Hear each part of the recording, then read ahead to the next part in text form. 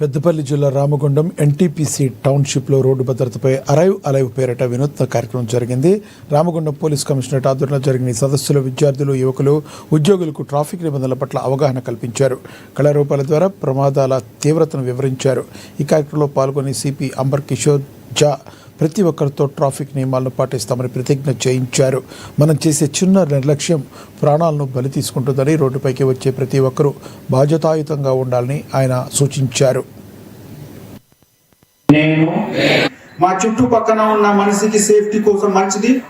కొన్నిసారిగా మేము అన్ని విధంగా ప్రికాషన్స్ తీసుకున్నాము, కానీ మా పక్కన వాళ్ళు ప్రికాషన్స్ తీసుకోలేదు. ఆ కారణంతో నష్టం జరిగింది. Many a times this happens.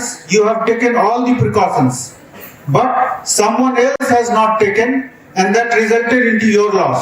And I am thankful to ED Sahab, being a citizen and a responsible citizen, commanding such a big institution. He has said that, sir, I will call anyone. I will call the police if anyone doesn't follow the rule. That is what the spirit we should need. I am really very happy.